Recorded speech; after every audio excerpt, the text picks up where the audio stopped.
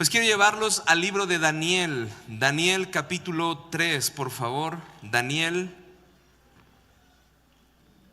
capítulo 3. Para los que son de la vieja guardia, abra su Biblia. Si no, préndanla, ¿verdad?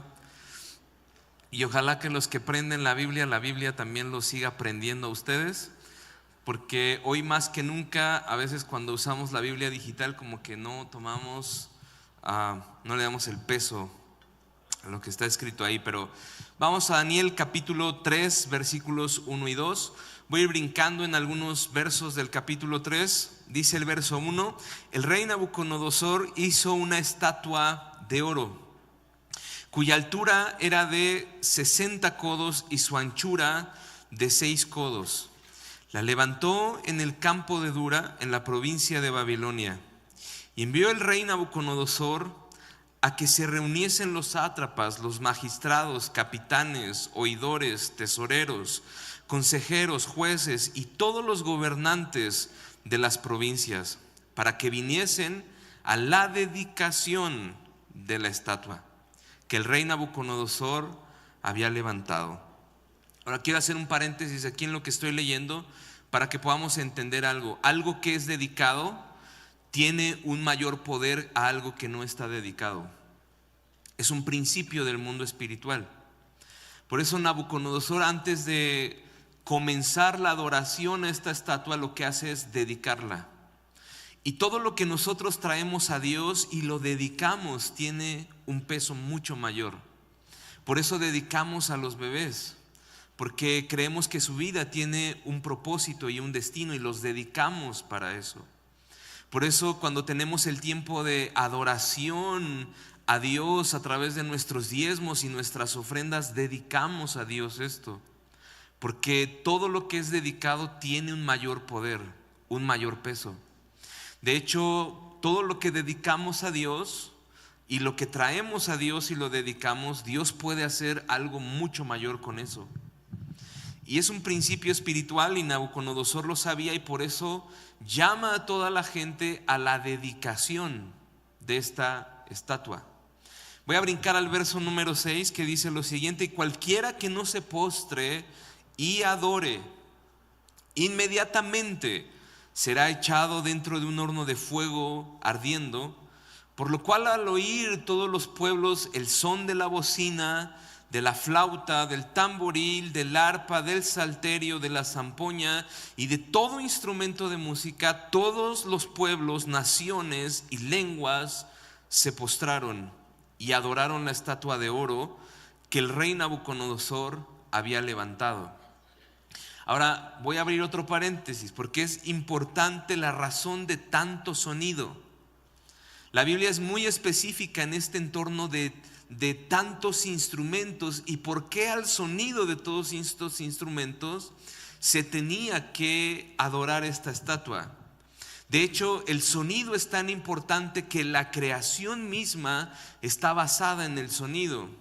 Dice el libro de Juan capítulo 1, en los primeros versos, que cuando la palabra fue hablada, todas las cosas que no se veían fueron visibles. Todo lo que no estaba hecho fue hecho. Porque para Dios el sonido y para el mundo espiritual es sumamente importante. Lo vamos a ver en un momento más adelante, pero de hecho las palabras sin sonido no tendrían la misma fuerza o el mismo peso que tienen. No es lo mismo que tú leas algunas palabras en un texto a que alguien te exprese algunas palabras y tú puedas percibir en el sonido, el tono, la dicción, el peso, la intención que una persona le está dando con las palabras. Entonces el sonido es sumamente importante en el mundo espiritual. No es casualidad que tanta música, que tanto sonido esté en medio de este tiempo delante de una estatua que ha sido dedicada, ha sido consagrada, y se va a tocar música o se van a tocar sonidos para que cuando el sonido suene, dice, todo pueblo, toda nación, toda lengua se postren y adoren la estatua de oro que el rey Nabucodonosor ha levantado. Voy a brincar más adelante al verso número 24 y 25. Y dice, conocemos la historia donde hay 3 hombres, Sadrach, Mesach y Abednego, que cuando tocan la música ellos no se postran ante la estatua, sino que permanecen de pie. Y entonces obviamente el rey ve esto, los manda a traer, y dice la Biblia que calentaron no solamente el horno a la temperatura que lo calentaban, sino que lo calentaron 7 veces más para poder lanzarlos, y que inmediatamente que tocaran el fuego fueran calcinados. Pero en esta historia hay algo interesante y quiero mostrarles algunas cosas que muy probablemente quizá no habías visto en esta historia, pero que nos dejan ver cosas increíbles de nuestro Dios. Daniel capítulo 3 verso 24 dice: entonces el rey Nabucodonosor se espantó y se levantó apresuradamente y dijo a los de su consejo: ¿no echaron a 3 varones atados dentro del fuego? Ellos respondieron al rey: es verdad, oh rey. Y él dijo: he aquí, yo veo 4 varones sueltos que se pasean en medio del fuego sin sufrir ningún daño, y el aspecto del cuarto es semejante a hijo de los dioses.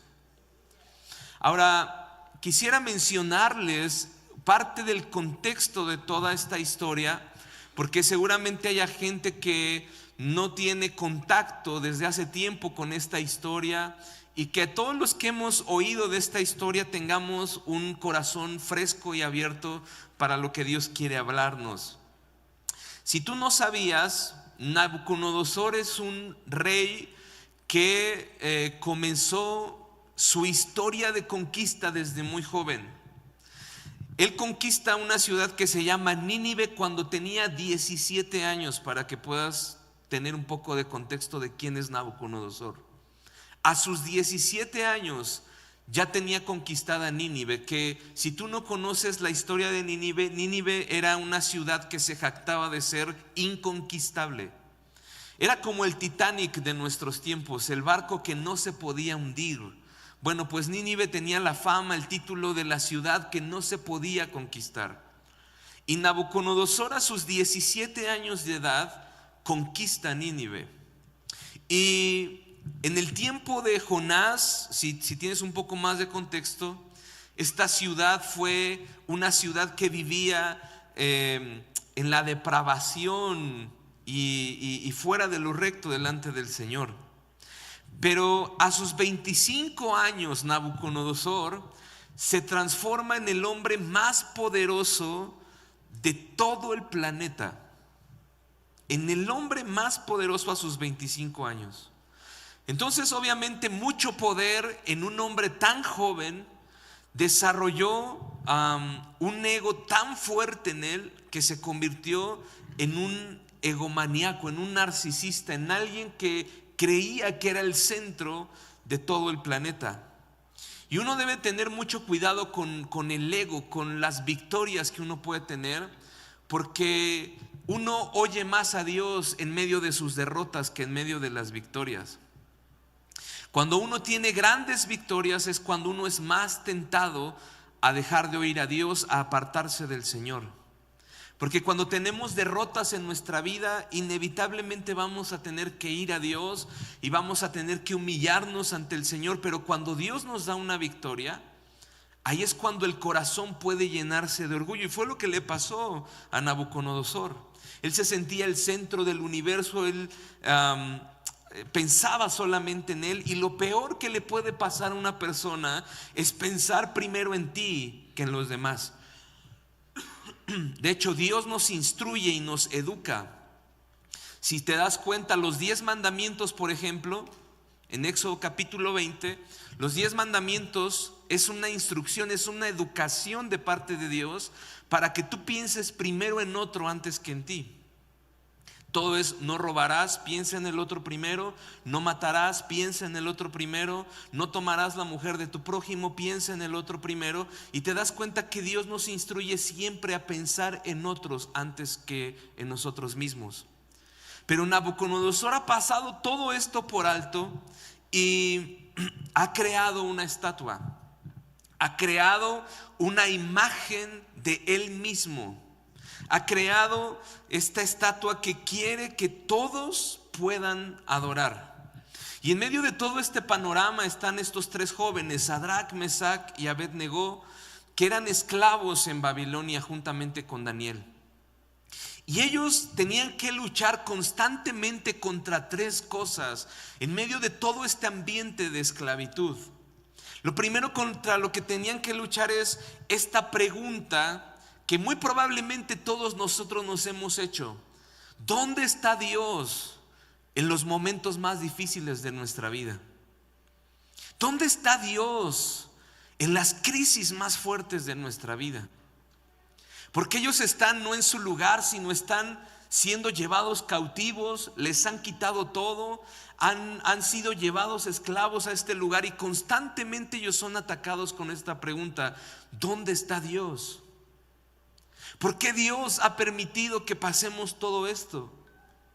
Y lo que ha sucedido con Nabucodonosor es que todo ejército, escucha bien esto, todo ejército, no solamente los judíos, todo ejército que iba a ir a la guerra, antes primero iban al templo de su Dios, e iban y se arrodillaban y buscaban la bendición de su Dios para ir a la guerra.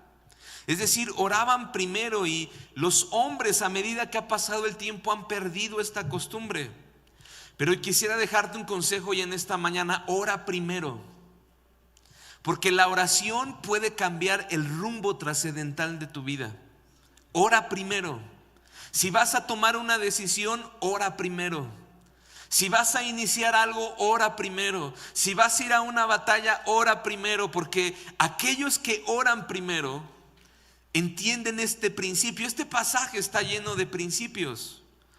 Porque cuando un ejército iba a pelear contra otro y lo derrotaba, escuchen muy bien esto, cuando lo derrotaban, realmente lo que sucedía es que un Dios había derrotado a otro, no un ejército a otro. Era un Dios el que había derrotado a otro. Entonces los que habían sido vencidos se daban cuenta: el Dios al que nosotros adoramos no es un Dios que tiene poder, el Dios del otro ejército tiene más poder que nosotros. Entonces cuando llega Nabucodonosor y llega y invaden Israel, el mensaje que se les había quedado a estos hombres era ese: nuestro Dios fue derrotado. Porque ¿dónde está Dios? ¿Por qué no nos defendió de Nabucodonosor? Y parecía que el Dios de Sadrac, Mesac y Abed-Negó fue derrotado. Y escúcheme bien, porque todos vamos a atravesar momentos en nuestra vida en donde parece que Dios no está. Momentos en nuestra vida donde parece que Dios nos ha dejado, nos ha abandonado, y el diablo va a aprovecharlo para hacernos esta pregunta: ¿dónde está tu Dios en medio de este momento? ¿Dónde está tu Dios en medio de la crisis? ¿Dónde está tu Dios en medio de la enfermedad? ¿Dónde está tu Dios en medio de la escasez? ¿Dónde está tu Dios en medio de la dificultad en tu familia? ¿Dónde está Dios? Y estos hombres tienen que lidiar constantemente con esta pregunta: ¿dónde está Dios? Lo segundo con lo que tienen que lidiar es que han perdido su herencia, han perdido su residencia, han perdido el lugar donde ellos pertenecían. Fueron arrancados de su tierra, le fueron quitadas sus casas, les quitaron sus terrenos, les quitaron su herencia. Y ahora sin herencia, ahora sin posesiones, ahora sin nada, el futuro parece incierto y el destino para ellos no es claro. Y esto es otra cosa donde el diablo intenta venir y tratar de tocar nuestras vidas, trayendo incertidumbre a nuestro corazón acerca del futuro. ¿Qué va a pasar en nuestra vida en el día de mañana? Lo tercero que tienen que lidiar estos hombres es que al ser llevados cautivos o esclavos han sido castrados. Les han cortado su hombría, su virilidad. Y se castraba a todos los hombres. Solamente los bebés no eran castrados, porque un bebé no tiene memoria, un bebé no tiene recuerdos, pero los hombres sí. Tienen recuerdos de la libertad, tienen recuerdos de su tierra, tienen recuerdos de cuando eran libres, tienen recuerdos. Y si un hombre puede traspasar esos ideales y esos sueños sobre sus hijos, entonces el día de mañana el rey que los cautivó va a tener problemas, porque va a tener un pueblo que sueña con la libertad. Entonces no solamente les habían quitado sus tierras, no solamente pensaban dónde está Dios, ahora los habían castrado literalmente, y al castrarlos les habían quitado su potencial, les habían quitado el propósito de dar vida, de poder pensar en el futuro. Y con todas estas cosas, ahora hay una estatua impuesta para recordarles estas tres cosas. Ustedes son esclavos aquí. Ustedes han sido castrados, les ha sido quitado el futuro, les ha sido quitado el pasado, y Dios los ha abandonado, Dios los ha dejado. Y cada vez que ellos veían esa estatua, estas tres cosas venían sobre sus corazones. Pero además de estas tres cosas, ellos tenían que enfrentar dos más. La primera era el miedo. El miedo necesita por lo menos dos cosas para estar en la vida de los hombres y mantenerlos cautivos. Tú necesitas un sujeto y necesitas un objeto visible para tener con temor a una persona. Y si tú le quitas alguna de estas dos cosas, el miedo desaparece. Por ejemplo, vamos a suponer que hay un asaltante frente a ti, tienes al sujeto, hay un hombre y tiene una pistola apuntándote. Es un objeto. Tú necesitas un sujeto y necesitas un objeto presentes, visibles, para que el miedo esté en tu vida. Si tú quitas uno de ellos, el miedo se va. Si tú quitas al hombre y ves solo una pistola, la ves ahí, pero no te da temor. Al revés, si ves solamente al sujeto sin el arma, entonces no te da temor. Necesitan estar las dos cosas. Y en el ejemplo de Nabucodonosor, él es el sujeto, y la estatua se convierte en el objeto que quiere traer miedo y temor sobre estos hombres. ¿Me ayudan al piano, por favor? Pero la otra cosa con la que tienen que lidiar es el sonido.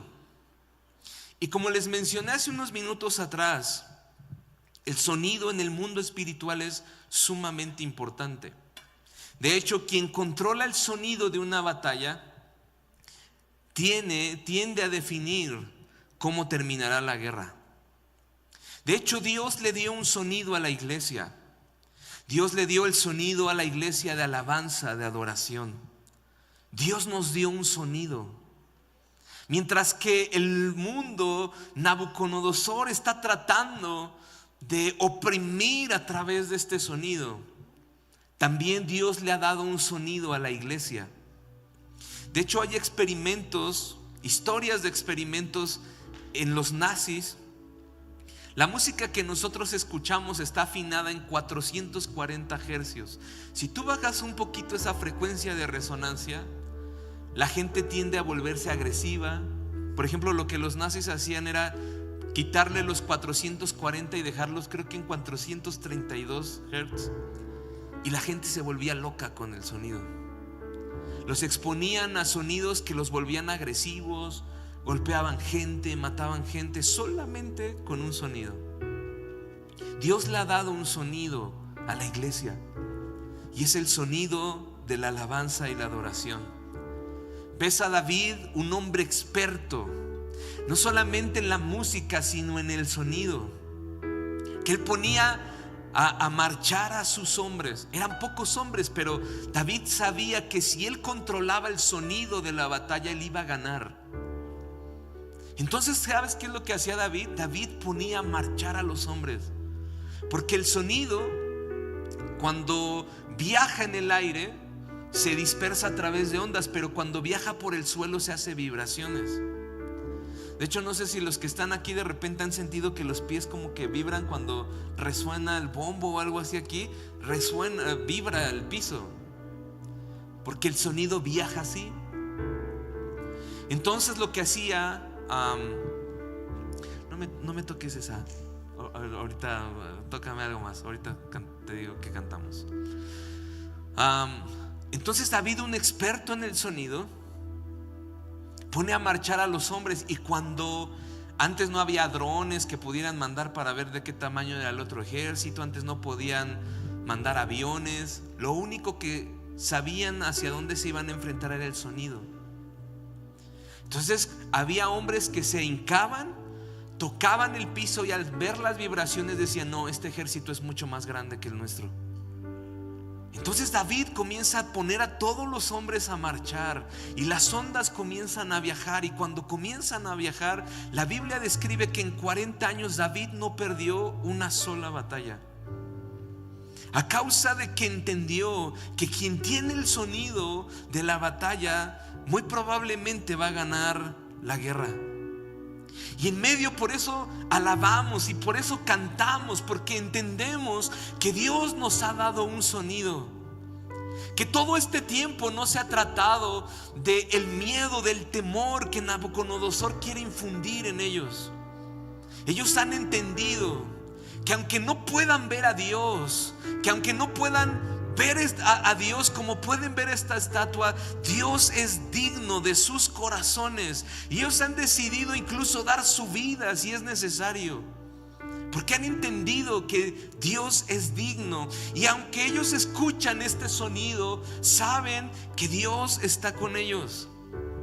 Y en medio de todo este sentir del sonido, muchas veces Dios libró a David de la mano de sus enemigos a causa de un sonido.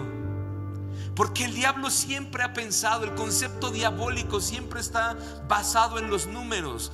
¿Ves cuando Jesús se enfrenta a un espíritu y él le dice: ¿cómo te llamas? Y él le dice: Legión, porque somos muchos. El concepto de Dios es la unidad.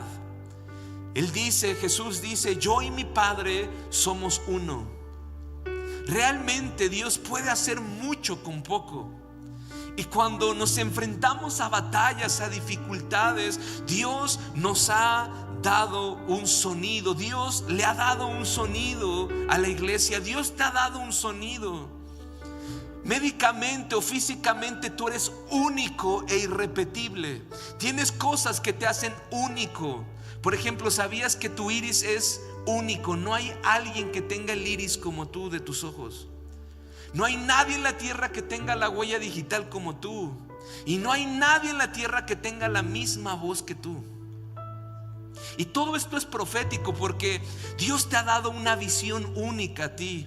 Te ha dado unas manos para dejar una marca, una huella en esta tierra. Y te ha dado una voz, te ha dado un sonido para hacer que esta visión se pueda cumplir. Dios nos ha hecho únicos. Y vemos cómo no solamente en el reino espiritual, sino incluso en el reino de los animales, los sonidos son tan importantes. Por ejemplo, cuando los pajaritos se van a aparear, comienzan a cantar. No sé si ustedes los han escuchado.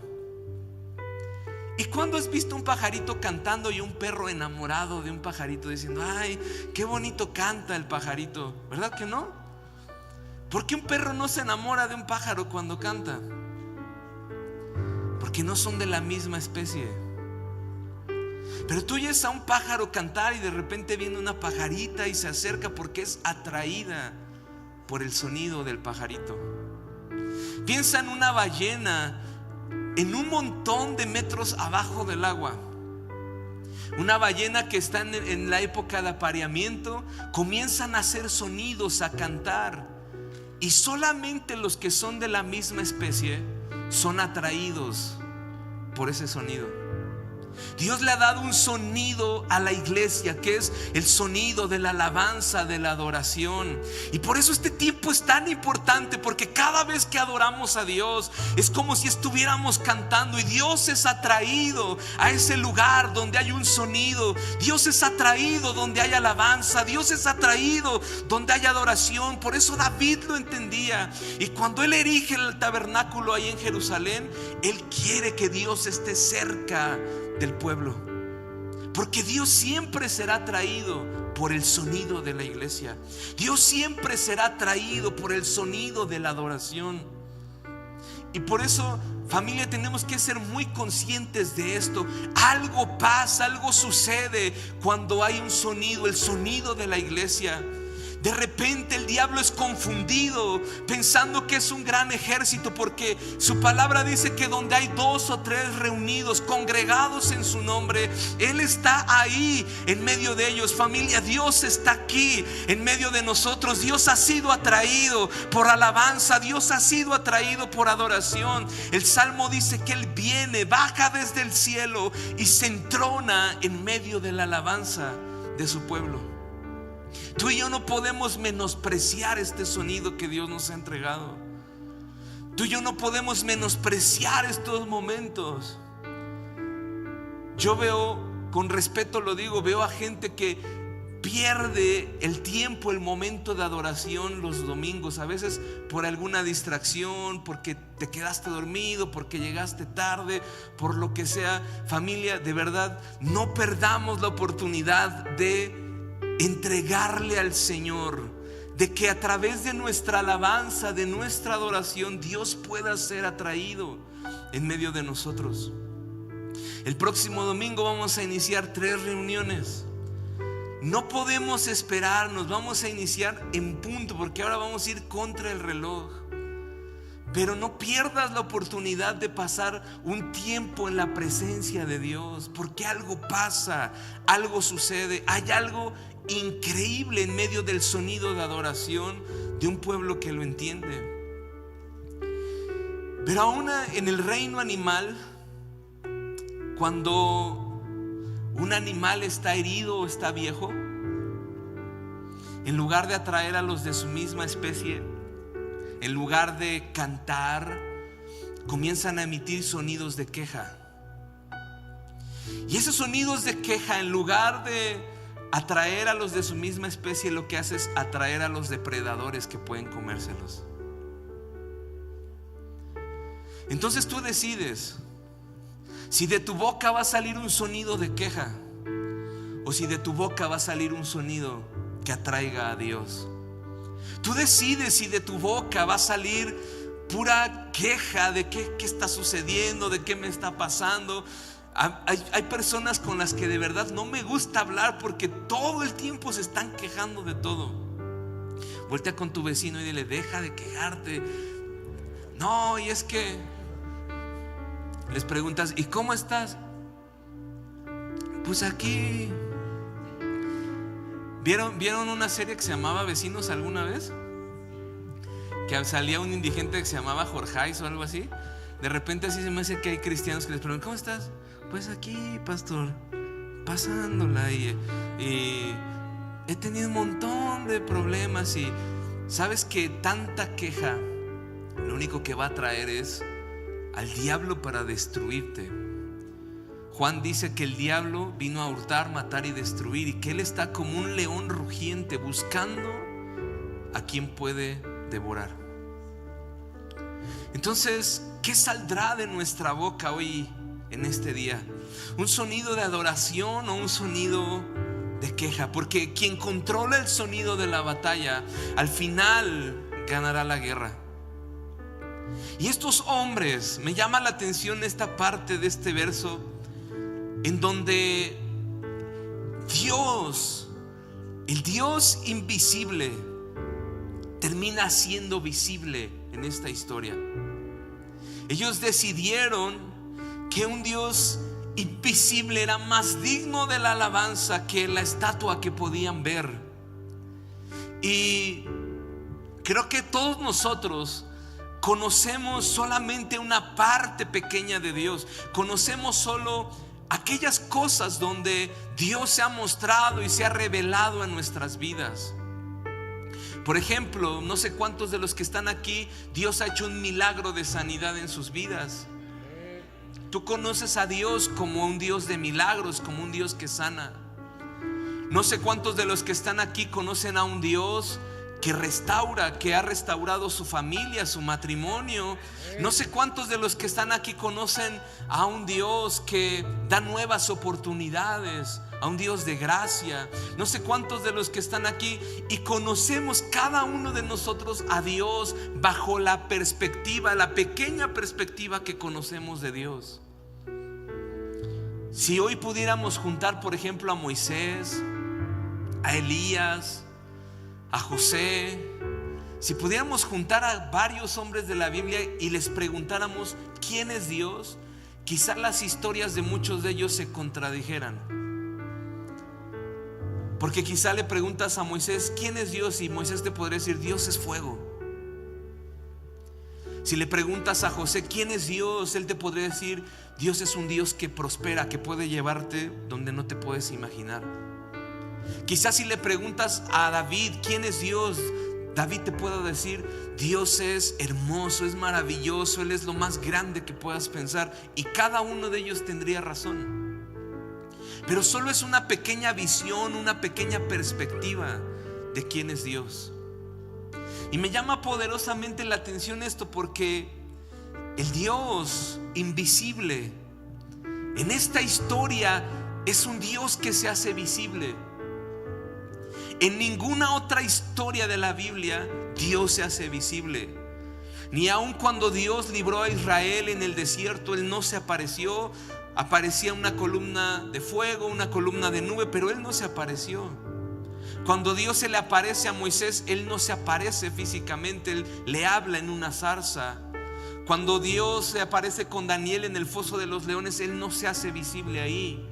Pero en esta historia en particular, Dios decidió hacerse visible en este horno. Y te podrás preguntar, o quizá podríamos pensar que Dios se hizo visible para librar a Sadrach, Mesach y Abednego, pero la verdad es que Él no se hizo visible para librarlos. Dice la palabra que el horno estaba tan caliente que cuando los cargaron para echarlos al horno, quien los llevaba cargados se calcinaron en el momento en que se acercaron al horno. Entonces, cuando ellos ven que los otros ya se murieron y que ellos están ahí, ellos ya saben que Dios los libró. Dios no se apareció ahí para librarlos. Se apareció ahí con un solo propósito. Y es que cuando tú juntas todas las perspectivas, Sadrach conocía a Dios de una manera, Mesach lo conocía de otra manera, Abednego lo conocía de otra manera. Y cuando tú juntas pequeñas imágenes, se logra hacer una imagen completa de Dios. Por eso congregarnos es tan importante, familia. Porque cada uno de nosotros tenemos una pequeña imagen de quién es Dios. Pero cuando tú juntas la imagen de Andy, la imagen de Diana, la imagen de Sara, la imagen de Emi, la imagen de Manuel, la imagen de Eker, cuando nos juntamos todos podemos ver a Dios en medio de nosotros. Lo que creíamos que era solo una perspectiva de nosotros, ahora podemos ver a Dios en medio de nosotros. Y el Dios invisible se hace visible en medio de nosotros. Porque cuando podemos ver a Dios, cualquiera que venga a este lugar sin esperanza podrá ver a Dios reflejada en cada parte de nuestra vida. Aquel que pueda venir luchando contra adicciones, habrá uno aquí en este lugar que tenga una imagen de Dios, que pueda decir Dios me libró a mí, también te puede librar a ti. Cualquiera que venga luchando contra la depresión va a encontrar en este lugar una parte de la imagen de Dios que se pueda hacer compatible con con esto que está viviendo él o ella, y decir si Dios lo sanó a él, también me puede sanar a mí. Y por eso es tan importante congregarnos, porque cuando nos reunimos, el Dios invisible en medio de tantas pequeñas imágenes se hace visible en medio de nosotros. Y en ese horno, con tan solo 3 personas, Dios se hizo visible. Porque donde están 2 o 3 reunidos en su nombre, Él se aparece ahí en medio de ellos. Y la historia dice que ellos no podían ver al cuarto hombre, pero Nabucodonosor sí. Y lo que sucede es que cuando el horno se apagó y lo sacaron del horno, Nabucodonosor seguía siendo el rey. Es decir, el problema seguía estando ahí, pero algo había cambiado.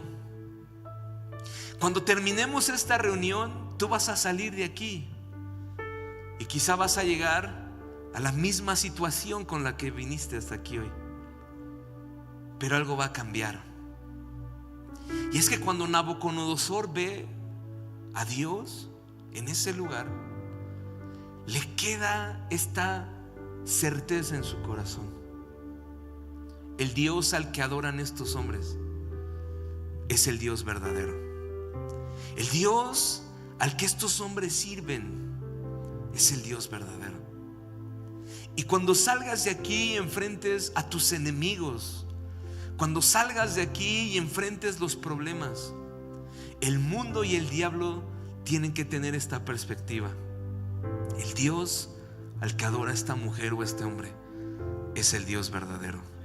Y así como Dios los ha librado y los ha cuidado, Dios los seguirá cubriendo, Dios los seguirá protegiendo, porque Dios es real, familia. Dios es real en medio de nosotros. Y Él está aquí. Dios no te ha dejado.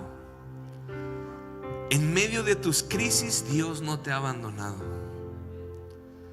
Él ha estado contigo en medio del horno de fuego. Si hoy estás cruzando un horno de fuego, quiero recordarte algo: no estás tú solo ahí.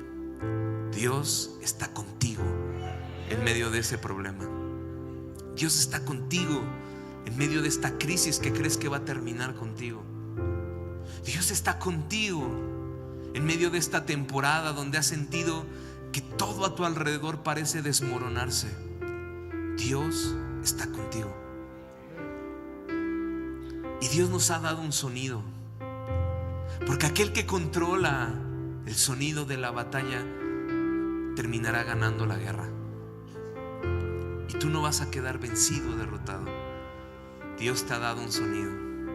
Por eso cada vez que tenemos la oportunidad de poder adorar a Dios, a mí me encantan los miércoles, porque sé que hay gente que no lo ha entendido todavía.